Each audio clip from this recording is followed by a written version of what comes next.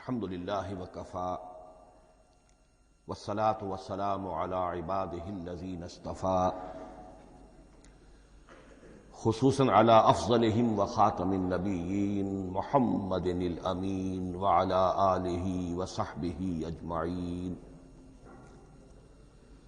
اما بعد فقد قال اللہ تبارک وتعالی کما ورد فی سورة الزخرف اعوذ باللہ من الشیطان الرجیم بسم اللہ الرحمن الرحیم حامیم والکتاب المبین انا جعلناہ قرآنا عربیا لعلکم تعقلون وَإِنَّهُ فِي أُمِّ الْكِتَابِ لَدَيْنَا لَعَلِيٌّ حَكِيمٌ وقال تبارك وتعالى كما ورد في سورة الواقعة فلا أقسم بمواقع النجوم وإنه لقسم لو تعلمون عظيم إنه لقرآن كريم في كتاب مكنون لا يمسه إلا المطهرون تنزيل من رب العالمين وقال عز وجل كما ورد في آخر سورة الفجر بل هو قرآن مجيد في لوح محفوظ صدق الله العظيم رب اشرح لي صدري ويسر لي أمري واحلل عقدة من لساني يفقهوا قولي اللهم ربنا الہمنا رشدنا واعذنا من شرور انفسنا اللهم ارنا الحق حقا وارزقنا اتباعه وارنا الباطل باطلا وارزقنا اجتنابه اللهم ارحمنا بالقرآن العظيم واجعله لنا اماما ونورا وهدى ورحمة اللهم ذكرنا منه ما نسينا وعلمنا منه ما جهلنا وارزقنا تلاوته آناء الليل وآناء النهار واجعله لنا حجة يا رب العالمين آمین۔ آج شعبان معظم کی 28ویں شب ہے اور ہم ماہ رمضان مبارک کے دوران نماز تراویح کے ساتھ دورہ ترجمہ قرآن کی تمہید کے طور پر آج اور کل تعارف قرآن کے ضمن میں بعض چیزوں پر غور کریں گے تاکہ اثناء دورہ ترجمہ قرآن یہ چیزیں آپ کے ذہن میں ایک پس منظر کے طور پر موجود رہیں۔ رمضان مبارک میں نماز تراویح کے ساتھ دورہ ترجمہ قرآن کا جو سلسلہ ہم نے شروع کیا اب اسے 15 برس سے زائد ہو چکے ہیں۔ الحمدللہ کہ اس کا چرچا اب وسیع و عریض پیمانے پر ہو چکا ہے، نہ صرف اندرون ملک بیرون ملک بھی۔ اس دوران میں خود میں نے جہاں تک مجھے یاد پڑتا ہے کم سے کم 6 مرتبہ دورہ ترجمہ قرآن کی تکمیل کی سعادت حاصل کی ہے۔ 2 مرتبہ اس سے قبل کراچی میں، 3 مرتبہ لاہور میں، 1 مرتبہ ملتان میں، 1 مرتبہ ابوظہبی میں۔ اور اس سال جو میں اپنی اب ضعیفی اور اپنے علالت کے باوجود یہ ہمت کر رہا ہوں اس کا ایک خاص سبب ہے، اور وہ یہ کہ اللہ کے فضل و کرم سے بعض صورتیں ایسی پیدا ہوئیں کہ کیبل ٹی وی پر میرے ان دروس قرآن یا دورہ ترجمہ قرآن کے کیسٹ دکھائے گئے بھارت میں، اور وہیں سے یہ درخواست بھی موصول ہوئی کہ ہم چاہتے ہیں کہ اسے سیٹلائٹ پر ٹیلی کاسٹ کرائیں، لیکن اس کے لیے اس کی جو ریکارڈنگ ہے اس کا معیار بہتر ہونا چاہیے۔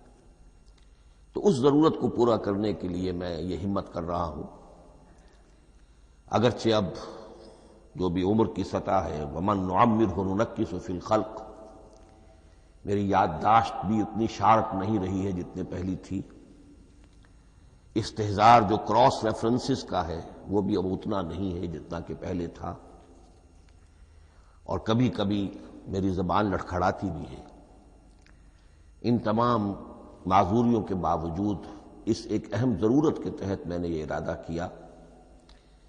میں خود بھی اللہ سے دعا کرتا ہوں، آپ بھی اللہ سے دعا فرمائیں کہ اس ارادے کی تکمیل ہو جائے اور اس سلسلے کو اللہ تعالیٰ اپنے کلام پاک کے پیغام اور علم اور حکمت کی ایک بڑے پیمانے پر پورے عالم انسانیت میں پھیلانے کا ذریعہ بنا دے۔ تعارف قرآن کے ضمن میں سب سے پہلی بات جو سمجھنے کی ہے وہ یہ کہ قرآن مجید کے بارے میں ہمارا اجمالی عقیدہ کیا ہے۔ یہ 3 جملوں پر مشتمل ہو سکتا ہے۔ ہمارے نزدیک قرآن اللہ کا کلام ہے جو محمد الرسول اللہ صلی اللہ علیہ وسلم پر نازل ہوا، اور تیسرے یہ کہ یہ مکمل محفوظ شکل میں موجود ہے بنوعاً، اس میں نہ کوئی تحریف ہوئی ہے نہ کوئی تبدیلی ہوئی ہے۔ یہ کم سے کم 3 اجزاء ہیں ہمارے عقیدے کے قرآن مجید کے بارے میں۔ لیکن اب اس کی کچھ علمی توضیحات۔ سب سے پہلے یہ کہ کلام ہونا، اس کا اللہ کا کلام ہونا، اس لیے کہ آپ کے علم میں ہے یہ تورات جو حضرت موسیٰ علیہ السلام کو دی گئی تھی وہ لکھی ہوئی شکل میں پتھر کی تختیوں پر لکھی ہوئی صورت میں دی گئی تھی، اور قرآن مجید کی تنزیل جو محمد رسول اللہ صلی اللہ علیہ وسلم پر ہوئی ہے وہ ایک مختلف صورت میں ہوئی ہے۔ اس کو قرآن مجید خود اللہ کا کلام قرار دیتا ہے۔ چنانچہ سورہ توبہ کی آیت ہے، آیت نمبر 6،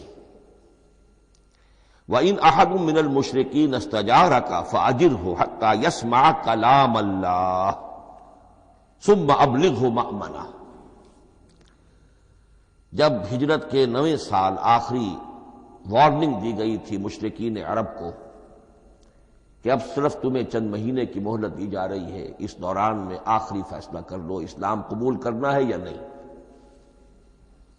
اس لیے کہ اس کے بعد مشرکین عرب کے لیے کوئی رعایت نہیں ہوگی، جو لوگ اسلام قبول نہیں کریں گے انہیں تہہ تیغ کر دیا جائے گا۔ فَإِذَا انْسَلَخَ الْأَشْهُرُ الْحُرُمُ فَاقْتُلُوا الْمُشْرِكِينَ حَيْثُ وَجَدتُّمُوهُمْ۔ جب یہ مہلت ختم ہو جائے تو ان مشرکین کا قتل عام کرو۔ اس کی وضاحت پھر جب سورہ توبہ ہم پڑھیں گے تو اس وقت یقیناً ذہن میں کچھ اشکالات آئیں گے، لیکن اس وقت اس ضمن میں تفصیلی بحث کا موقع نہیں۔ اب اس میں ایک استثناء رکھا گیا کہ ایک مشرک ہے، وہ چاہتا ہے کہ اتنا بڑا چیلنج جو ہمیں دے دیا گیا تو ہمیں موقع دیا جائے کہ ہم آئیں، آپ کے پاس بیٹھیں، کچھ دن رہیں، اللہ کا کلام سنیں، آپ کیا بات منوانا چاہتے ہیں، اس کے لیے کیا دلائل ہیں، اس کو اچھی طرح سمجھیں، اس کا ہمیں موقع ہونا چاہیے۔ اس کے لیے یہ آیت نازل ہوئی کہ وَإِنْ أَحَدٌ مِّنَ الْمُشْرِكِينَ اسْتَجَارَكَ، اے نبی اگر ان مشرکین میں سے کوئی شخص آپ سے پناہ طلب کرے فاجر، اسے پناہ دیجئے، حتیٰ یسمع کلام اللہ، یہاں تک کہ وہ اللہ کا کلام سن لے، ثم ابلغہ مأمنا، پھر یہ بھی نہیں کہ اسی وقت اسے کہا جائے کہ تم مانتے ہو یا نہیں مانتے، نہیں، پھر اسے اس کے امن کے مقام پر پہنچا دو۔ یہ جو آیت ہے اس میں لفظ کلیئر آ گیا کہ قرآن مجید اللہ کا کلام ہے۔ لیکن اب اسی تل کے اوٹ میں پہاڑ والا مسئلہ ہے، ٹپ آف آئس برگ، اس کے نیچے وہ کتنا بڑا تودا ہوتا ہے۔ کلام جو ہے اللہ تعالیٰ کی صفت ہے، اور یہ بڑا مسئلہ گہرا ہے، اور علم کلام کا ایک بڑا پیچیدہ مسئلہ ہے کہ ذات باری تعالیٰ اور اس کی صفات کے مابین کیا ربط و تعلق ہے۔ آیا صفات ذات کا جز ہیں، جزو لا ینفک ہیں، حصہ ہے، یا کچھ زائد بر ذات، جس کو علامہ اقبال نے ایک جگہ کہا ہے صفات ذات حق، حق سے جدا یا عین ذات۔ یہ ہمارے علم کلام کا ایک بڑا پیچیدہ مسئلہ ہے، لیکن یہ کہ اس میں متکلمین کا جو تقریباً اجماعی فیصلہ ہے وہ دو لفظوں میں آتا لا عین ولا غیر. اللہ کی صفات نہ تو اس کی ذات کا عین ہے نہ اس کی ذات سے غیر ہے. بہت پیچیدہ شکل ہے، اور یہ بھی اس وقت کا میرا موضوع نہیں ہے، میں صرف کسی اور موضوع کے لیے صرف حوالے دے رہا ہوں. بہرحال قرآن مجید کا جو تعلق ہے ذات باری تعالیٰ کے ساتھ، وہ اس مسئلے سے بخوبی واضح ہو جاتا ہے کہ چونکہ یہ اللہ تعالیٰ کی صفت ہے، اور صفت کو ہم یہ نہیں کہہ سکتے کہ وہ ذات باری تعالیٰ سے جدا ہے، یہ بھی نہیں کہہ سکتے کہ اس کی ذات کا جزو لا ینفک ہے. کچھ اسی طرح کا تعلق ہے قرآن مجید کا ذات باری تعالیٰ کے ساتھ. لیکن یہ مسئلہ قرآن مجید میں خود بیان ہوا، اور سورہ حشر کی آیت میں تو یہ فرمایا گیا، اللہ تعالیٰ نے اپنے اس کلام کی عظمت کو یوں بیان کیا، وہ عظمت کما ہیا، جیسے کہ وہ فی الواقع ہے، اور جس کا کہ گویا کہ پورا ادراک ہمارے لیے اپنی بہت سی محدودیتوں کی وجہ سے ممکن نہیں ہے. لیکن ایک تمثیل کے پیرائے میں سمجھایا، لو انزلنا ھذا القرآن علی جبل لرأیتہ خاشعا متصدعا من خشیۃ اللہ وتلک الامثال نضربها للناس لعلهم یتفکرون. اگر ہم نے اس قرآن کو کسی پہاڑ پر اتار دیا ہوتا تو تم دیکھتے کہ وہ دب جاتا اور پھٹ جاتا اللہ کے خوف سے. اور یہ مثالیں ہیں جو ہم لوگوں کے لیے بیان کرتے ہیں تاکہ وہ غور کریں، تدبر کریں، سمجھیں. ما لا یدرک کلہ لا یترک کلہ، اگرچہ بتمام و کمال عظمت قرآن کا فہم ان کے لیے ممکن نہیں ہے، لیکن کسی درجے میں تو کچھ انعکاس اس کا ہو جائے، کچھ اندازہ ہو جائے، انسان اپنی ذہنی سطح کے اعتبار سے، اس کی مناسبت سے کسی درجے میں عظمت قرآن کا اندازہ کر لے، تو اللہ تعالیٰ کے ان الفاظ کو سامنے رکھے کہ لو انزلنا ھذا القرآن علی جبل لرأیتہ خاشعا متصدعا من خشیۃ اللہ. اب اس آیت کو سمجھنے کے لیے سورہ اعراف کی آیت نمبر 143 کو سمجھنا ہوگا، اسی اصول کے تحت کہ القرآن یفسر بعضہ بعضا، قرآن کا ایک حصہ دوسرے حصے کی تشریح کرتا ہے. وہاں یہ واقعہ بیان ہوا ہے کہ حضرت موسیٰ علیہ السلام کو جب اللہ تعالیٰ نے کوہ طور پر طلب فرمایا 30 راتوں کے لیے، جس میں بعد میں 10 کا اضافہ کر کے وہ ایک 40 رات کا ایک کورس بنا، دن رات.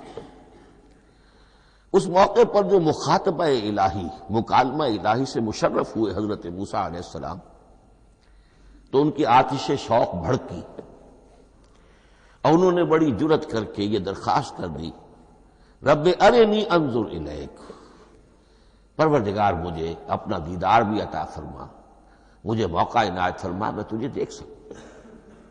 یہ ان کی وہ آتش شوق کا مسئلہ ہے. لیکن جواب کیا ملا؟ لن ترانی، تو مجھے ہرگز نہیں دیکھ سکتے. ولکن انظر الی الجبل فإن استقر مکانہ فسوف ترانی.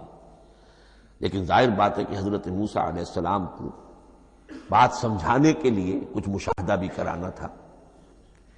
فرمایا تم مجھے نہیں دیکھ سکتے، البتہ اس سامنے کے پہاڑ پر نگاہ جماؤ، ہم اس پر اپنی ایک تجلی ڈالیں گے. یہ اگلی الفاظ کے اندر وضاحت ہے، میں یہاں پہلے سے بیان کر رہا ہوں سمجھانے کے لیے. اگر وہ پہاڑ ہماری اس تجلی کو، تجلی کسے کہتے ہیں؟ جلا، روشنی. تو اللہ تعالی کی طرف سے کوئی خاص اس کے نور کا جب پرتو ہوتا ہے کسی شے پر تو وہ اس کی تجلی ہے. ہم اپنی ایک تجلی اس پہاڑ پر ڈالیں گے، اگر وہ اس کو جھیل جائے، اپنی جگہ کھڑا رہ جائے، تو تم سمجھنا کہ شاید تم بھی ہمیں دیکھ سکو.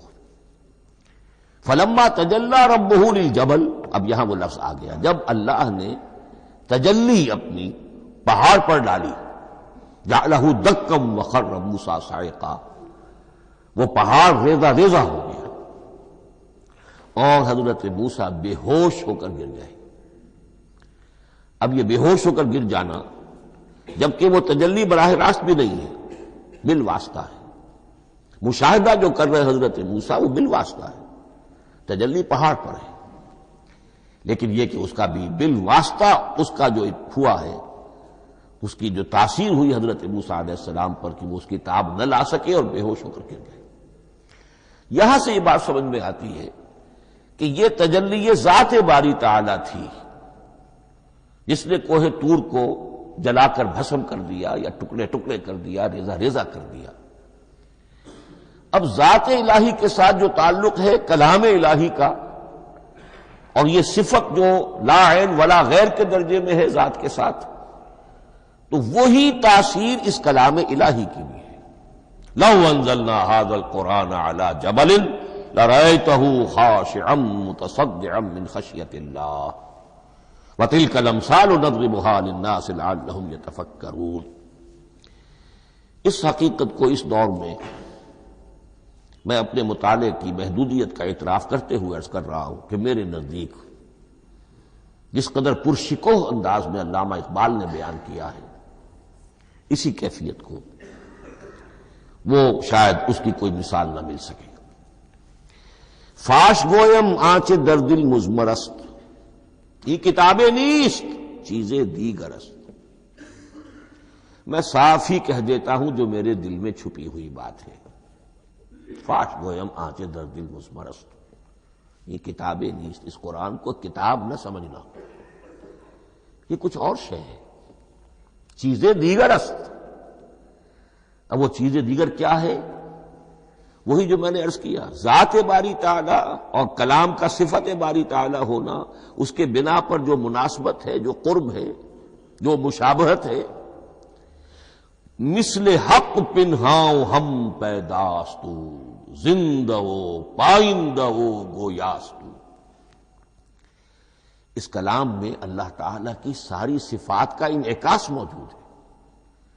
یہ بات ویسے بھی سمجھ میں آتی ہے، کوئی شخص ذرا گفتگو کرے، چند جملے جب وہ ادا کرے گا اپنی زبان سے، تو معلوم ہو جائے گا کہ اس کے فہم کا، اس کی دانش کا، اس کے مطالعے کا حدود اربع کیا ہے اور اس کے ذہن کی سطح کیا، سمجھ میں آ جائے گی بات۔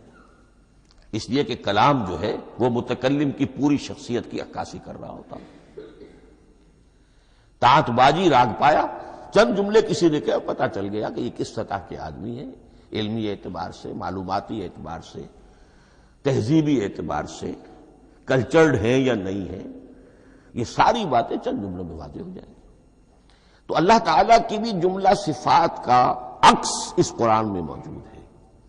ان میں سے جن چند چیزوں کا ذکر علامہ نے شعر میں کیا، وہ جو سورہ حدید کی آیت ہے، هو الاول والآخر والظاہر والباطن، اللہ الظاہر بھی ہے، الباطن بھی ہے۔ اتنا ظاہر کہ اس سے زیادہ ظاہر کوئی شے نہیں، اور اتنا باطن کہ اس سے زیادہ چھپی ہوئی کوئی شے نہیں۔ اسی لیے حضور سے جو منقول ہیں الفاظ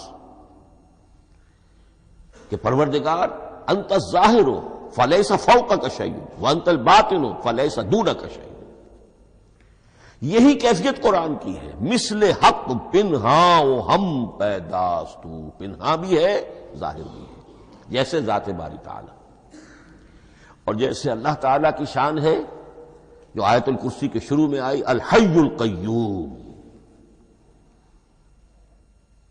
مثل حق پنہاؤ ہم پیداستو، زندہ ہو پائندہ ہو گویاستو۔ یہ قرآن جو ہے اللہ تعالیٰ کی صفات کا ایک عکس اپنے اندر رکھتا ہے۔ اس سے ذرا آگے چلیے، کلام کے بارے میں۔ اب کلام الہی ظاہر بات ہے کہ صفت ہے، اور صفت قدیم ہے۔ اللہ کی صفات حادث نہیں ہے، اللہ کی ذات بھی قدیم ہمیشہ سے ہے، اور اس کی صفات بھی قدیم ہمیشہ سے۔ اور یہ جو کلام الہی ہے، ظاہر بات ہے کہ یہ جو ہماری زبان کے حروف و اصوات ہیں، کلام الہی تو ان سے منزہ ہے، مبرہ ہے، ماورا ہے، اعلیٰ ہے، عرفہ ہے۔ ہماری زبانوں کے حروف و اصوات، الفابیٹس جگہ جگہ تبدیل ہو جائیں گے، انگریزی کے کچھ اور ہیں، اردو کے کچھ اور ہیں، عربی کے کچھ اور ہیں۔ کلام الہی ان تمام سے آگاہ، عرفہ، منزہ اور مبرہ ہے۔ یہ کلام الہی جب بھی نازل ہوا ہے، ظاہر بات ہے حضرت موسیٰ پر اگر کتاب اتاری گئی وہ بھی علم الہی سے آئی، لیکن وہ عبرانی زبان میں آئی۔ حضرت عیسیٰ علیہ السلام پر انجیل اتاری گئی، ہم یقین سے نہیں کہہ سکتے، دو میں سے کسی ایک زبان میں اتاری گئی ہوگی، یا عبرانی ہوگی، اس لیے کہ شام کے جس علاقے میں، فلسطین کے جس علاقے میں ان کی پیدائش ہوئی اور جہاں وہ دعوت و تبلیغ کے لیے گھومتے رہے، اس کے عوام کی زبان تھی آرامی اور خواص کی زبان تھی عبرانی، ہیبریو۔ تو یا تو وہ بھی تورات کی طرح عبرانی ہی میں نازل ہوئی تھی یا آرامی میں ہوگی، لیکن اب کوئی نسخہ نہ ہیبریو کا، کوئی قدیم نسخہ دنیا میں موجود ہے، نہ آرامی کا۔ جو سب سے پرانا نسخہ ملتا ہے انجیل کا وہ اس کا ترجمہ ہے، لیٹن زبان کا ترجمہ ہے یا گریک ترجمہ ہے، اصل کوئی نہیں۔ بہرحال جب وہ کلام الہی محمد الرسول اللہ پر نازل ہوا، اب اس نے حروف و اصوات کا وہ جامہ پہنا کہ جو عربی زبان کے ہیں۔ یہی وجہ دیکھیے، میں نے جو آیت سورہ حامیم، یہ جو سلسلہ سور ہے اس میں سے سورہ زخرف کی آیت جو میں نے آپ کو سنائی، حامیم والکتاب المبین انا جعلناہ قرآنا عربیا لعلکم تعقلون، ہم نے بنا دیا ہے اپنے اس کلام کو قرآن عربی، اس کو عربی حروف و اصوات کا جامہ ہم نے پہنا دیا ہے، انا جعلناہ قرآنا عربیا لعلکم تعقلون، کہ چونکہ مخاطب اول جو قوم تھی امیین، ان کی زبان عربی تھی، لعلکم تعقلون، تاکہ تم اس کو سمجھ سکو۔ اب اس سے آگے چلیے، اصل قرآن مجید کے 3 مقامات سے معلوم ہوتا ہے، اصل قرآن اللہ کے پاس ہے۔ یہ قرآن جو ہمارے پاس ہے مصحف عثمان رضی اللہ تعالی عنہ، یہ اس قرآن کی مصدقہ نقل ہے۔ اصل قرآن کہاں ہے؟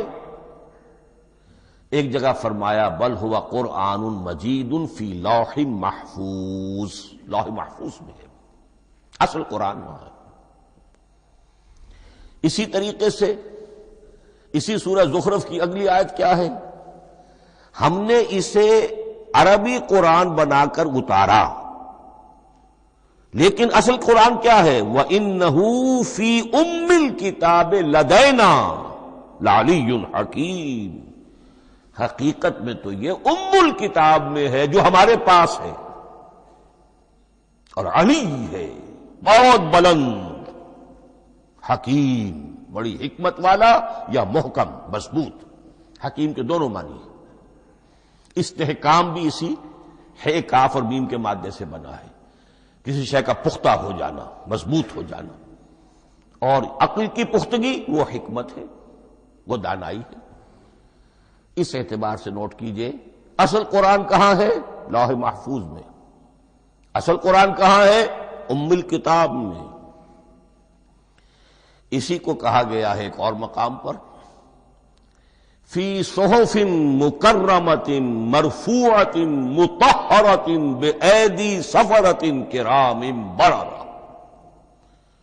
یہ قرآن، اصل قرآن تو بڑے صحیفوں میں، ان صحیفوں میں ہے، ان صفحات میں ہے، ان اوراق میں ہے، جس کی شان کیا ہے؟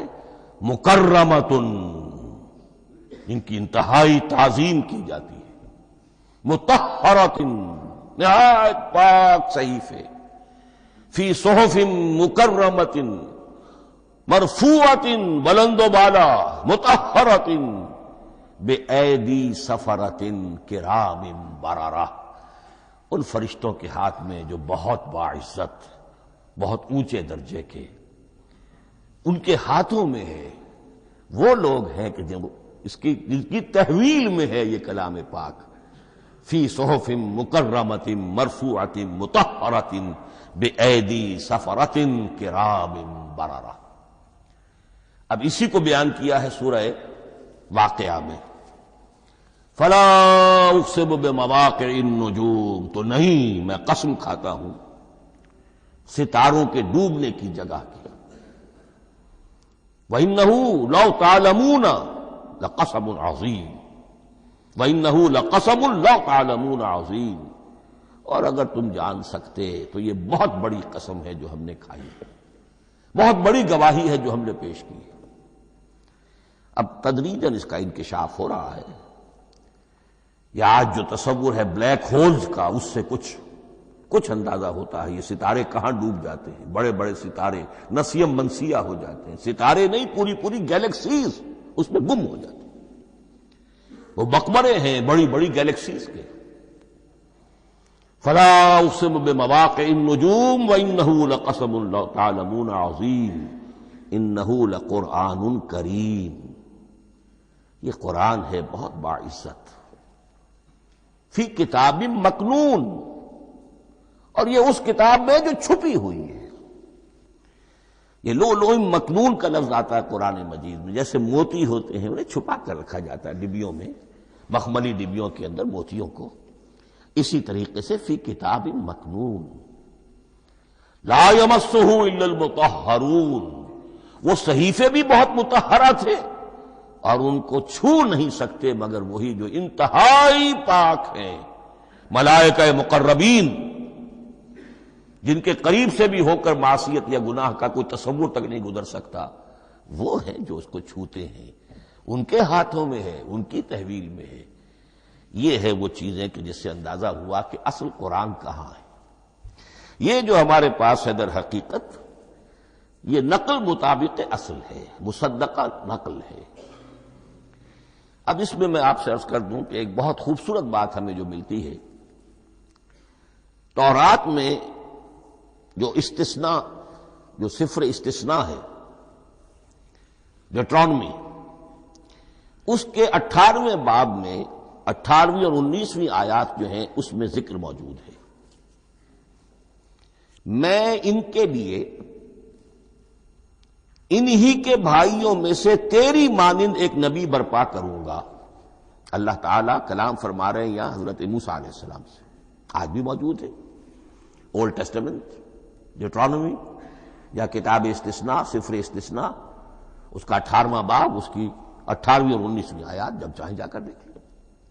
میں ان کے لیے ان کے بھائیوں ہی میں سے تیری مانند ایک رسول اٹھاؤں گا، میں ان کے لیے انہی کے بھائیوں میں سے تیری مانند ایک نبی برپا کروں گا اور اپنا کلام اس کے منہ میں ڈالوں گا، اور جو کچھ میں اس سے کہوں گا وہی وہ ان سے کہے گا۔ یہ ہے جو پیشین گوئی ہے محمد الرسول اللہ صلی اللہ علیہ وسلم کی۔ اور یہاں وہ فرق واضح کر دیا گیا، اے موسیٰ تم سے تو یا تو ہم نے کلام کیا ہے یا تمہیں جو کتاب دی ہے وہ لکھی ہوئی دی ہے، لیکن جو نبی تیری ہی مانند میں برپا کروں گا۔ اب اس میں بھی نوٹ کرنے کی بات ہے کہ حضرت موسیٰ کے مشابہ نبی اکرم صلی اللہ علیہ وسلم کے سوا کوئی نبی نہیں۔ صاحب کتاب وہ بھی تھے، صاحب کتاب محمد بھی ہے، صاحب امت وہ بھی تھے، اور صاحب امت محمد رسول اللہ ہے، تیری مانند صاحب شریعت۔ حضرت عیسیٰ صاحب شریعت نہیں تھے، شریعت موسوی ہی کو نافذ کرنے کے لیے آئے تھے، ان کی حیثیت دین موسوی کے مجدد کی تھی۔ ویسے نبی تھے، اللہ کے فضل و کرم سے نبی تھے، اس میں کوئی شک نہیں، رسول تھے، لیکن یہ کہ ان کے کام کی نوعیت کیا تھی، اس لیے کہ کوئی نئی شریعت لے کر نہیں آئے۔ اب بھی انجیل میں الفاظ موجود ہیں، don't think I have come to destroy law, the Mosaic law جسے یہ کہتے ہیں، شریعت موسوی، وہ تم پر نافذ رہے گی، تم اس کی پابندی کرو گے، چونکہ صاحب شریعت رسول یا موسیٰ یا محمد صلی اللہ علیہ وسلم علیہ الصلوۃ والسلام۔ تو میں ان کے بھائیوں میں سے، اب بھائی کون ہوں گے؟ ظاہر بات ہے بنی اسرائیل، ان کے کزنز کون ہیں؟ بنی اسماعیل۔ بنی اسرائیلی تو جو بھی نبی ہے وہ انہی میں سے ہے، ان کے بھائیوں میں سے، تو بھائی تو ہوگا، ان کا کزن ہوگا، اب وہ کون ہے؟ بنی اسماعیل۔ آپ نے ابھی سنا ہوگا جب پیس ٹریٹی ہوئی تھی اور کلنٹن صاحب آئے تھے، اور وہاں جب شاہ حسین جو ہیں اردن کے وہ بھی آئے اور بغل گیر ہوئے تھے، اسرائیل کے وزیر اعظم تھے، تو اس وقت یہ لفظ استعمال کیا تھا صدر کلنٹن نے کہ آپ لوگ تو آپس میں کزنز ہیں، لفظ کزن استعمال کیا تھا۔ تو ان کے بھائیوں میں سے گویا کہ غیر اسرائیلی جو ان کے قریب ترین قرابت دار ہوں گے وہ بنو اسماعیل ہیں. تیرے مانند صاحب شریعت نبی میں برپا کروں گا، لیکن اس پر جو میرا کلام اترے گا وہ کس شکل میں اترے گا؟ میں اپنا کلام اس کے منہ میں ڈالوں گا اور پھر وہ جو کچھ کہے گا وہ وہی کہے گا جو میں نے کہا ہے. اب اس کے حوالے سے ایک بہت اہم بات سمجھ لیجئے، اور قرآن مجید کے دو اہم مقامات کی وضاحت اس سے ہو جائے گی. یہ کلام اللہ، قرآن مجید میں اس کو قول جبرائیل بھی کہا گیا ہے. کلام اللہ حضرت جبرائیل کے ذریعے سے جب ادا ہوا ہے تو قول جبرائیل ہے، اور پھر جب وہ محمد الرسول اللہ کی زبانی ادا ہوا تو قول رسول ہے، قول محمد ہے صلی اللہ علیہ وسلم. یہ قول اللہ بھی ہے، قول جبرائیل بھی ہے، اور قول محمد بھی ہے بیک وقت. یہ بات دیکھیے سورہ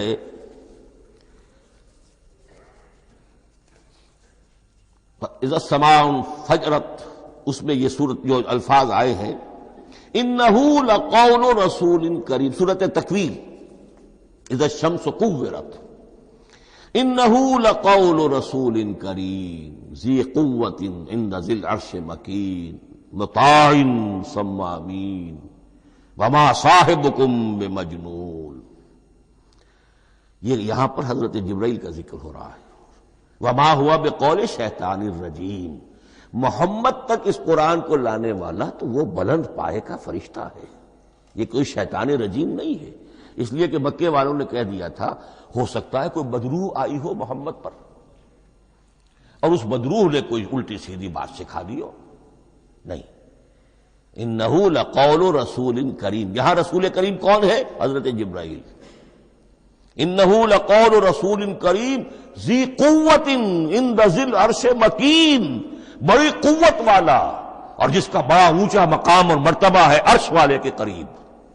ذی قوت عند ذی العرش مکین مطاع ثم امین، وہ فرشتوں کے مطاع ہیں، فرشتے ان کی اطاعت کرتے ہیں، فرشتوں کے سردار ہیں، اور پھر ساتھ ہی پورے امین ہیں. جبرائیل امین یہ ہم لفظ استعمال کرتے ہیں. اور اس کے بعد آگے جا کے فرمایا وما ہوا بقول شیطان الرجیم، یہ کسی شیطان رجیم کا قول نہیں ہے. اب یہاں اس سورہ تکویر میں قرآن کو قول جبرائیل قرار دیا گیا. لیکن سورۃ الحاقہ میں چلیے، اس کے آخر میں آتا ہے انہ لقول رسول کریم وما ہوا بقول شاعر قلیلا ما تؤمنون ولا بقول کاہن قلیلا ما تذکرون تنزیل من رب العالمین. یہاں اب رسول کریم سے مراد محمد الرسول اللہ صلی اللہ علیہ وسلم. یہ کسی شاعر کا قول نہیں ہے، کسی کاہن کا قول نہیں ہے، یعنی جس کے زبانی یہ قرآن لوگوں کے سامنے آ رہا ہے. جبرائیل کا قول ہو کر تو محمد پر نازل ہوا صلی اللہ علیہ وسلم، لیکن اب لوگوں کے سامنے وہ قول محمد بن کر آ رہا. انہ لقول رسول کریم وما ہوا بقول شاعر قلیلا ما تؤمنون ولا بقول کاہن قلیلا ما تذکرون تنزیل من رب العالمین. تو قرآن مجید کلام اللہ ہے، پھر وہ قول جبرائیل بنا جب جبرائیل نے آ کر محمد کو سنایا، اور پھر وہ قول محمد بنا جب محمد کی زبان مبارک سے لوگوں نے اسے سنا، اہل عرب نے سنا، اور پھر وہ بات پھیلتی چلی گئی.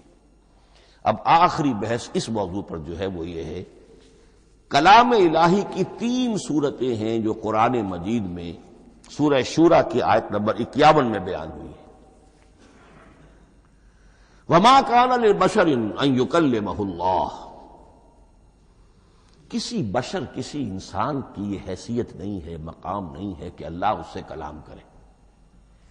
یہ نہیں کہا کہ اللہ کے لیے ممکن نہیں ہے، نہیں، اللہ کے لیے تو ہر شے ممکن ہے، لیکن کسی بشر کا یہ مقام نہیں ہے کہ اللہ اس سے کلام کرے. مخلوق ہے، بشر ہے. ما کان لبشر ان یکلمہ اللہ الا اب 3 شکلیں آئیں، الا وحیا او من وراء حجاب او یرسل رسولا فیوحی باذنہ ما یشاء انہ علی حکیم. 3 صورتیں ہیں کلام الہی کی. یا تو براہ راست اللہ وحی کرتا ہے بغیر کسی فرشتے کی درمیان میں ذریعہ بنائے ہوئے، اسی کا نام الہام ہے، اسی کا نام تحدیث ہے۔ یہ غیر نبی کے ساتھ بھی ہوتا ہے۔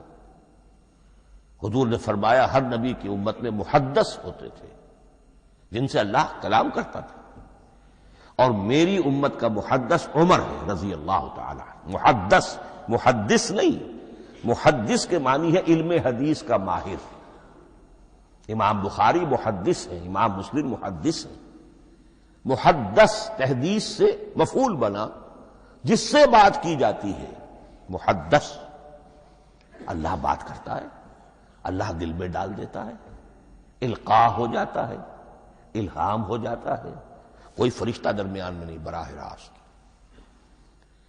دوسری شکل کلام کی کیا ہے؟ او من ورائے حجاب، یہ ہمارے علم کی حد تک صرف حضرت موسیٰ علیہ السلام کی شان ہے، استثنائی شان ہے۔ وَكَلَّمَ اللَّهُ مُوسَىٰ تَكْلِيمًا، اور موسیٰ کے ساتھ تو اللہ نے کلام فرمایا جیسے کہ کلام کیا جاتا ہے۔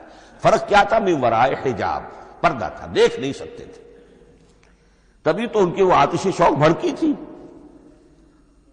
کیا قیامت ہے کہ چلمن سے لگے بیٹھے ہیں، صاف چھٹتے بھی نہیں، سامنے آتے بھی نہیں، کلام بھی فرما رہے ہیں، لیکن یہ کہ بات مجھے دیدار عطا کرنے کے لیے تیار نہیں، رب ارنی انظر الیک۔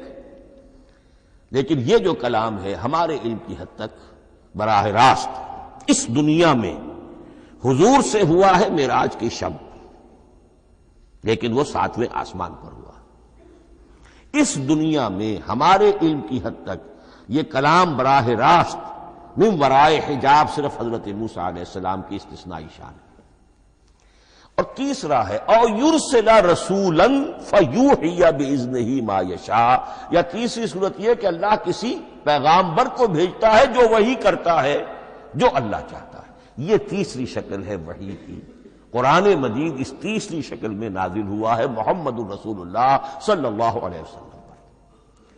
حضور کو جو الہام ہو جاتے تھے، جو حضور کو القاء ہو جاتا تھا، جو آپ کے دل میں براہ راست اللہ کی طرف سے وحی آتی تھی، وہ قرآن میں شامل نہیں ہے۔ اگرچہ حضور کے خواب بھی سچے تھے، وہ بھی اللہ کی طرف سے ہوتے تھے، شیطان کی آمیزش نہیں ہو سکتی تھی، لیکن یہ بھی قرآن میں شامل نہیں ہے۔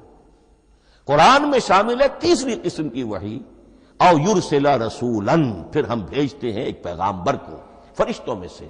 اللہ یستفی من الملائکۃ رسلا ومن الناس، اللہ چن لیتا ہے فرشتوں میں سے بھی اپنا پیغامبر اور انسانوں میں سے بھی۔ تو فرشتے کے ذریعے سے ایک فرشتہ جو اللہ سے لیتا ہے اور انسان رسول انسان تک پہنچا دیتا ہے۔ اب وہ رسول انسان، رسول بشر جو ہے وہ اپنے ہم نوع ہم جنس لوگوں کو پہنچاتا ہے۔ تو اللہ یستفی من الملائکۃ رسلا ومن الناس، یہاں وہی بات فرمائی او یرسل رسولا فیوحی باذنہ ما یشاء، پھر وہ وحی کرتا ہے اللہ کے حکم سے جو اللہ چاہتا ہے۔ یہ کلام الہی کی یہ تیسری شکل ہے جو محمد الرسول اللہ صلی اللہ علیہ وسلم پر نازل ہوا، اور وہ ہے قرآن حکیم۔ اب ایک اور بحث جو علمی ہے وہ یہ ہے کہ حضور پر جو اس کا نزول ہوا اس کی کیفیات کیا تھی۔ دو الفاظ استعمال ہوتے ہیں، انزال بھی اور تنزیل بھی۔ ان دونوں میں فرق کیا ہے اس کو نوٹ کر لینا چاہیے۔ لغوی اعتبار سے جان لینا چاہیے، نزل ینزل کسی کا خود اترنا، نازل ہونا، اترنا۔ انزل ینزل دفعتن اتار دینا، کسی اور نے کسی شے کو دفعتن نیچے اتار دیا۔ یہی مفہوم نزلہ کے ساتھ بے لگ جائے تو آ جاتا ہے، با کے ساتھ نزلہ بہی، یہ اتارنے کے مفہوم میں آئے گا۔ لفظی ترجمہ یہ بھی کر سکتے وہ اترا اس شے کے ساتھ۔ نزلہ بہ الروح الامین، اس کو لے کر نازل ہوا خود روح الامین فرشتہ علی قلبک، اے محمد صلی اللہ علیہ وسلم آپ کے قلب مبارک پر۔ تو نزلہ بے اور انزال اس کے معنی ایک ہی ہے۔ لیکن اگلا لفظ ہے تنزیل، نزل ینزل تنزیلا، اس کے معنی ہے رفتہ رفتہ، تدریجن، نجمن نجمن، تھوڑا تھوڑا کر کے، وقفے وقفے سے اتارنا۔ جیسے عربی میں اعلام کہیں گے، کسی کو کچھ بتا دینا، باخبر کر دینا، مطلع کر دینا، بھائی مطلع کر دیا میں نے، اب تم جانو تمہارا کام، یہ اعلام کہلائے گا۔ تعلیم کسے کہتے ہیں؟ سکھانا، درجہ بدرجہ، دیکھنا اس کی استعداد کیا ہے، آج یہ کیا بات سمجھ سکتا ہے، میں اتنے ہی درجے تک سمجھاؤں، اب کل میں اسے مزید سمجھاؤں گا، پرسوں مزید سمجھاؤں گا، یہ درجہ بدرجہ کسی شے کو سمجھانا، یہ تعلیم ہے۔ تو انزل ینزل انزالا، یہ ہے اتار دینا دفعتاً، اور نزل ینزل تنزیلا، یہ ہے تدریجاً اتارنا۔ اب قرآن مجید کے لیے یہ دونوں الفاظ مستعمل ہیں، لیلۃ القدر اور لیلۃ المبارکہ۔ اب یہ دو بھی نوٹ کر لیجئے، قرآن مجید میں چونکہ اہم مضامین کم سے کم دو جگہ پر ضرور آتے ہیں۔ انا انزلناہ فی لیلۃ القدر، یہاں انزلنا ہے، نزلنا نہیں ہے، انزلنا ہے، ہم نے اتارا اس کو لیلۃ القدر میں۔ اور باقی صورت تو آپ کو یاد ہوگی، وما ادراک ما لیلۃ القدر، لیلۃ القدر خیر من الف شہر، تنزل الملائکۃ والروح فیہا باذن ربہم من کل امر، سلام ہی حتی مطلع الفجر۔ لیکن یہ اہم مضمون قرآن مجید میں دوسری جگہ بھی ہے، سورہ دخان کے شروع میں فرمایا حامیم والکتاب المبین انا انزلناہ فی لیلۃ مبارکۃ انا کنا منذرین فیہا یفرق کل امر حکیم امرا من عندنا انا کنا مرسلین رحمتا من ربک انہ هو السمیع العلیم۔ یہ لیلۃ المبارکہ ہے، ایک ہی ہے، لیلۃ القدر اور لیلۃ المبارکہ، ان دونوں کے لیے وہی انزلنا کا لفظ آیا۔ لیکن یہ کہ سابقہ کتابوں کے اعتبار سے قرآن مجید کا فرق واضح کیا گیا ہے، مثلا سورہ نساء کی آیت نمبر 136 بہت نمایاں ہے، بہت نمایاں۔ وہاں فرمایا گیا یا ایھا الذین آمنوا آمنوا باللہ ورسولہ والکتاب الذی نزل علی رسولہ والکتاب الذی انزل من قبل۔ اے ایمان کے دعوے دارو، حقیقتاً ایمان لاؤ، ایسے ایمان لاؤ جیسے ایمان لانے کا حق ہے، اللہ پر بھی اور اس کے رسول پر بھی، اور اس کتاب پر بھی جو اللہ نے اپنے رسول پر نازل فرمائی، اور اس کتاب پر بھی جو اللہ نے پہلے نازل فرمائی۔ لیکن نازل کے لیے یہاں آیا حضور کے لیے والکتاب الذی نزل علی رسولہ، تنزیل کی شکل میں، اور تورات کے لیے والکتاب الذی انزل من قبل، وہ تو دفعۃ واحداً لکھی ہوئی تختیوں کی شکل میں حضرت موسیٰ علیہ السلام کو دے دی گئی تھی۔ تو یا ایھا الذین آمنوا آمنوا باللہ ورسولہ والکتاب الذی نزل علی رسولہ والکتاب الذی انزل من قبل۔ یہ جو تنزیل ہوئی ہے حضور پر، یعنی لیلۃ القدر میں جو رمضان مبارک میں ہے، پورا قرآن لوح محفوظ سے، کتاب مکنون سے، ام الکتاب سے نقل کر کے اتار دیا گیا سمائے دنیا تک۔ پہلا آسمان جسے ہم کہتے ہیں سمائے دنیا، وہ آسمان جو قریب ترین ہے دنیا کے، وہاں سے اب یہ درجہ بدرجہ، تھوڑا تھوڑا، چند آیتیں، چند سورتیں، پھر آیتیں، پھر سورتیں، یہ نازل ہوا محمد الرسول اللہ صلی اللہ علیہ وسلم پر۔ گویا کہ پہلا مرحلہ انزال کا ہے، پورا قرآن لوح محفوظ یا کتاب مکنون یا ام الکتاب سے نقل کر کے اتار دیا گیا سمائے دنیا تک۔ یہ ہے انزل ینزل انزالا، انا انزلناہ فی لیلۃ القدر انا انزلناہ فی لیلۃ مبارکہ۔ لیکن محمد الرسول اللہ پر یہ نازل ہوا اب تھوڑا تھوڑا، نجمن نجمن، درجہ بدرجہ، تدریجن، یہ ہے تنزیل۔ اس تنزیل کی حکمت قرآن مجید میں بیان ہوئی ہے، اور اس اعتبار سے کہ اہل عرب نے، اہل مکہ نے اعتراض کیا تھا کہ یہ پورا قرآن کیوں نہیں محمد ایک ہی مرتبہ پیش کر دیتے صلی اللہ علیہ وسلم۔ اس میں جو چیز مضمر تھی وہ یہ تھی کہ چونکہ یہ حقیقت میں اللہ کا کلام نہیں ہے، یہ محمد کا اپنا کلام ہے، تو کوئی شاعر دنیا میں ایسا نہیں ہے جو ایک دم اپنا پورا دیوان دے دے، وہ تو ساری عمر میں تھوڑا تھوڑا، آج غزل کہی، کل قصیدہ کہا، پرسوں کچھ اور کہا، پھر وہ جمع ہوتا ہے تو وہ دیوان بنتا ہے۔ اسی طریقے سے تو یہ کر رہے ہیں۔ اگر یہ اللہ کا کلام ہوتا تو بیک وقت آ جاتا۔ یہ تو ذرا محنت کرتے ہیں، کچھ اس کے اندر اس کو اپنی محنت سے کوشش کر کے کچھ موضوع کرتے ہیں، کلمات، الفاظ، اور اس طریقے سے رفتہ رفتہ لے کر آ رہے ہیں۔ اس لیے ان کا اعتراض نقل ہوا ہے یہ، وَقَالَ الَّذِينَ كَفَرُوا لَوْلَا نُزِّلَ عَلَيْهِ الْقُرْآنُ جُمْلَةً وَاحِدَةً، انہوں نے کیوں نہیں اترا یہ قرآن پورا کا پورا ایک ہی بار؟ یہ اعتراض تھا۔ اس اعتراض کے جو جوابات دیے گئے ہیں وہ نوٹ کیجئے کہ لوگوں کے حق میں یہ مفید ہے، یہ پورے قرآن کا تحمل ایک وقت میں کر نہیں سکتے۔ یہ پورا قرآن تو ایک ہی مرتبہ اگر پہاڑ پر بھی اتار دیا جاتا تو وہ پھٹ جاتا، دب جاتا۔ وَقُرْآنًا فَرَقْنَاهُ لِتَقْرَأَهُ عَلَى النَّاسِ عَلَى مُكْثٍ وَنَزَّلْنَاهُ تَنزِيلًا، سورہ بنی اسرائیل آیت 106۔ یہ وہ قرآن ہے جس نے ہم نے جس کو ٹکڑے ٹکڑے کر کے، فرق نہ ہو، فرق توڑ دینا، تھوڑا تھوڑا کر کے ہم نے کر دیا، لِتَقْرَأَهُ عَلَى النَّاسِ عَلَى مُكْثٍ، تاکہ آپ اسے پڑھ کر سنائے لوگوں کو وقفے وقفے سے، تاکہ وہ سہار سکیں، سنبھال سکیں، برداشت کر سکیں۔ وَنَزَّلْنَاهُ تَنزِيلًا، اسی وجہ سے ہم نے اسے نازل کیا ہے بطرز تنزیل، بطرز انزال نہیں، بطرز تنزیل۔ وَقُرْآنًا فَرَقْنَاهُ لِتَقْرَأَهُ عَلَى النَّاسِ عَلَى مُكْثٍ وَنَزَّلْنَاهُ تَنزِيلًا۔ ایک حکمت تو ہو گئی عوام کے لیے، ایک حکمت خود رسول کے لیے صلی اللہ علیہ وسلم۔ كَذَلِكَ لِنُثَبِّتَ بِهِ فُؤَادَكَ وَرَتَّلْنَاهُ تَرْتِيلًا۔ اب ذرا نوٹ کیجئے، قلب محمدی کے لیے بھی اس پورے کلام کا ایک دم سہار آسان کام نہیں تھا۔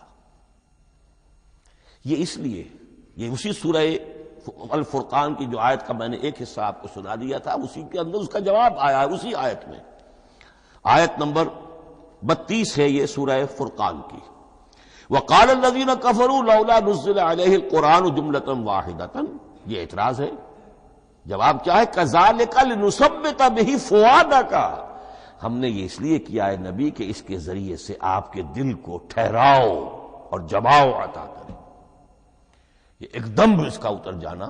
اِنَّا سَنُلْقِي عَلَيْكَ قَوْلًا ثَقِيلًا، بڑا بھاری بوجھ ہے، ناقابل برداشت ہے، تاکہ رفتہ رفتہ آپ کا دل، اس کے اندر تقویت بڑھتی چلی جائے، اس کے اندر اور اس کا تحمل جو ہے اس کی صلاحیت بڑھتی چلی جائے۔ كَذَلِكَ لِنُثَبِّتَ بِهِ فُؤَادَكَ وَرَتَّلْنَاهُ تَرْتِيلًا، اسی لیے ہم نے تھوڑا تھوڑا کر کے نازل کیا ہے۔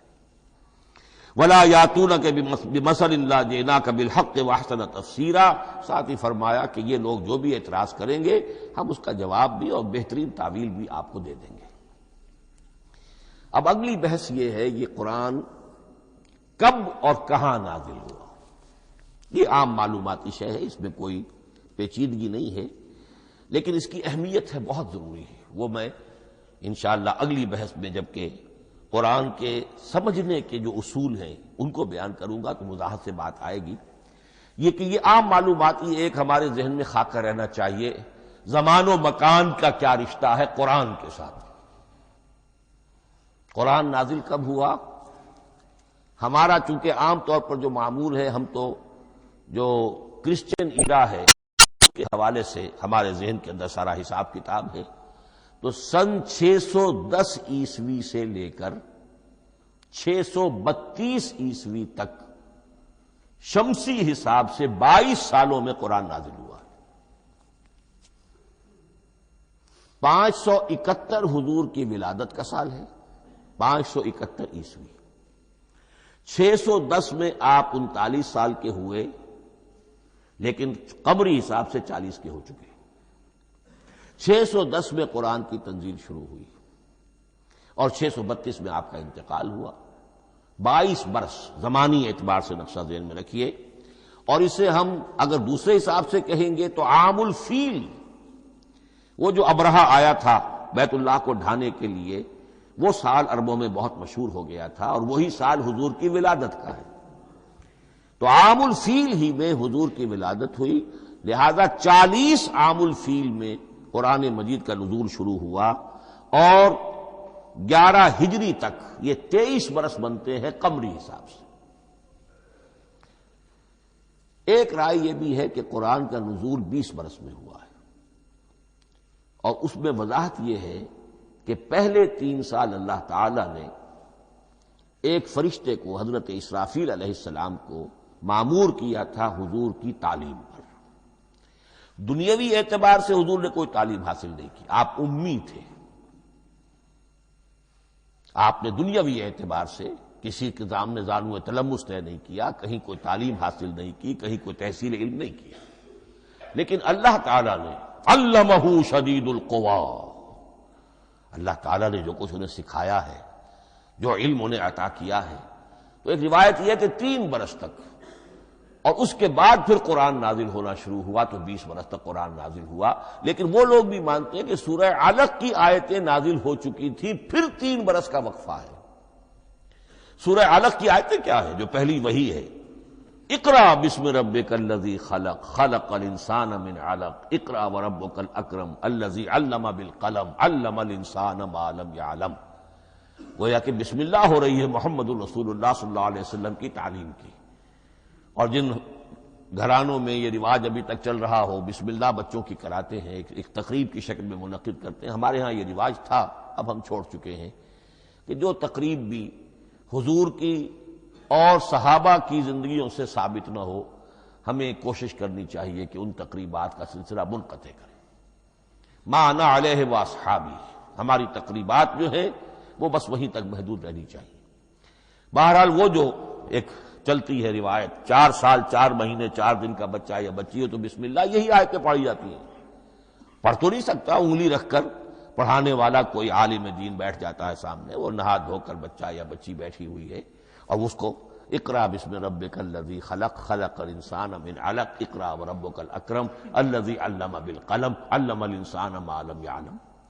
اب اس میں تو سارا پڑھنے پر زور ہے، حصول علم پر زور ہے، کسی تبلیغ کا حکم ہی نہیں، ابھی رسالت کا کوئی تذکرہ کچھ بھی نہیں، اس میں تو قیامت کا بھی کوئی ذکر نہیں۔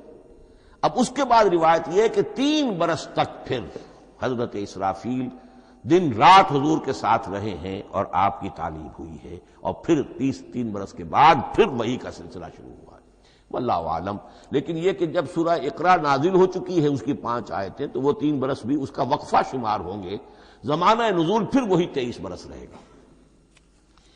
اسی کے ساتھ میں نے عرض کیا تھا کہ دوسری بات یہ کہاں نازل ہوا قرآن۔ ایک لفظ میں تو یہ سمجھ لیجئے یہ حجاز میں نازل ہوا۔ حجاز جزیرہ نماء عرب کا ایک خاص حصہ ہے، پہاڑی سلسلہ، یوں سمجھ لیجئے، اس کو ذہن میں رکھیے۔ جزیرہ نماء عرب جو ہے وہ شمال سے جنوب کی طرف چوڑا ہوتا جاتا ہے، شمال میں شام اور عراق کی طرف جاتا ہے تو وہ تنگ ہے، پھر نیچے چوڑا ہو رہا ہے۔ اس کا جو مغربی ساحل ہے جس پر جدہ کی بندرگاہ بھی ہے، ینبو کی بھی ہے، اس کے کہیں وہ ایک میدان شروع ہوتا ہے ساحل سے، کہیں وہ بہت مختصر ہے، کہیں خاصا چوڑا ہے، اس کو کہتے ہیں تہامہ۔ پھر ایک پہاڑی سلسلہ ہے، اس کو کہتے ہیں حجاز۔ یہ پہاڑی سلسلہ جو ہے اس کے بعد جو ہے وہ نجد کہلاتا ہے، وہ سطح مرتفع ہے، پلیشو۔ تو یہ 3 حصے ہیں جزیرہ نماء عرب کے جغرافیائی اعتبار سے، اور حجاز کہتے بھی ہیں پردے کو، حاجزن، پردہ جو 2 چیزوں کے درمیان حائل ہو جائے۔ تو یوں سمجھیے کہ یہ فلیٹ ہے نجد کا، اور یہ فلیٹ ہے میدان، یہ ہے تہامہ کا، اور درمیان میں یہ پہاڑی سلسلہ کھڑا ہوا ہے، تو یہ گویا کہ ان دونوں کو جدا کر رہا، یہ حجاز ہے۔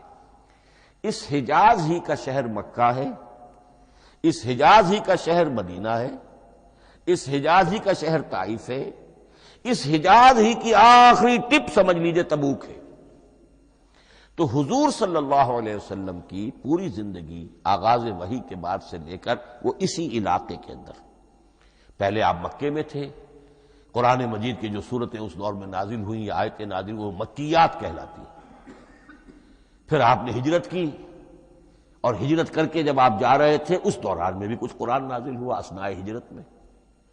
پھر آپ مدینے تشریف فرما ہوئے، اب وہ ہم کہتے ہیں مدنی قرآن، لیکن مدنی قرآن سارا مدینے میں نازل نہیں ہوا۔ آپ کبھی جا رہے کسی مہم پر کسی جنگ کے لیے، غزوہ بدر کے لیے آ گئے ہیں، تو وہاں جو آیات نازل ہو رہی ہیں وہ مدینے میں تو نہیں ہو رہی. براڈ تقسیم تو یہی ہے، مکی مدنی. ہجرت سے قبل جو کچھ نازل ہوا وہ مکی، ہجرت کے بعد جو کچھ نازل ہوا وہ مدنی. لیکن صرف مدنی کہنا صحیح نہیں ہے. اثناء سفر تبوک، اتنا طویل سفر ہے آپ کا، اس کے دوران آتے جاتے قرآن نازل ہوتا رہا. لیکن یہ بات نوٹ کر لیجئے کہ پورا قرآن حجاز ہی میں نازل ہوا ہے. یہ تمام شہر، یہ تمام علاقہ حجاز کہلاتا ہے. ایک اور بحث جو ہم اسی اپنی پہلی نشست میں مکمل انشاءاللہ کر لیں گے وہ ہے محفوظیت قرآن کی بحث. میں نے عرض کیا تھا کہ 3 چیزوں پر ہمارا عقیدہ مشتمل ہے. یہ اللہ کا کلام ہے، نمبر 1. نازل ہوا محمد الرسول اللہ پر صلی اللہ علیہ وسلم، اسی لیے ہم نے کلام سے متعلق کچھ مباحث علمی گہرائی میں اتر کر وہ سمجھے. حضور پر اس کے نزول، انزال اور تنزیل کے مختلف مراحل کو سمجھا. اب اس کی محفوظیت کے اعتبار سے واقعہ یہ ہے کہ واحد کتاب ہے پوری دنیا میں، واحد کتاب جس کے بارے میں دشمن بھی تسلیم کرتے ہیں، چاہے وہ اسے اللہ کا کلام نہ مانے، لیکن یہ مانتے ہیں کہ بعین ہی وہ شے جو محمد نے اپنی امت کو دی تھی آج بھی امت کے پاس صحیح موجود ہے. ظاہر بات ہے اگر تو اسے اللہ کا کلام مانے، وہی مانے، تب تو مسلمان ہی ہو گئے. وہ تو یہی کہتے ہیں کہ بہرحال محمد نے چاہے خود لکھا، تصنیف کیا، جو بھی کچھ کیا اس کو چھوڑ دیجئے، لیکن جو شے محمد نے اپنی امت کو دی تھی صلی اللہ علیہ وسلم بعین ہی وہ شے موجود ہے. تو یہ محفوظیت قرآن کی جو ہے، جبکہ کوئی اور دنیا کی کتاب اس کی مدعی ہی نہیں. تورات والوں کا سرے سے یہ دعویٰ ہی نہیں ہے. وہ تورات تو گم ہو گئی تھی نبوکدنضر کے حملے کے وقت، اس کے بعد سے دنیا میں تورات کا وجود نہیں ہے. اور پھر 100 برس کے بعد اپنی یادداشتوں سے مرتب کی ہے یہ تورات جو آج ہمارے سامنے ہے. انجیل کا جیسا کہ میں عرض کر چکا ہوں کوئی نسخہ جو ہے نہ عبرانی کا موجود ہے نہ آرامی زبان کا ہے. دنیا کی کوئی کتاب نہیں جو دعویٰ کر سکتی ہو. یہ قرآن جو شروع ہوتا ہے ذالک الکتاب لا ریب فیہ، یہ دعویٰ دنیا کی کسی اور کتاب نے خود کیا بھی نہیں. اس کی بھی جس قدر پرشکوہ الفاظ میں علامہ اقبال نے اس کی ترجمانی کی ہے انہی کا حصہ ہے. حرف اورا ریب نئے، تبدیل نئے، آیش شرمندہ تعویل نئے. اس قرآن کے کسی حرف میں کوئی تحریف ہو جانا نہیں، امکان ہی نہیں. قطعی طور پر کسی لفظ کا بدل دیا جانا نہیں. حرف اورا ریب نئے، تبدیل نئے، اس میں کسی کا شک پر مبنی ہونا نہیں. آیش شرمندہ تعویل نئے. اس کی آیت کوئی بھی ایسی نہیں جسے تروڑا مروڑا جا سکے. یہ اپنی حفاظت خود کرتی ہے.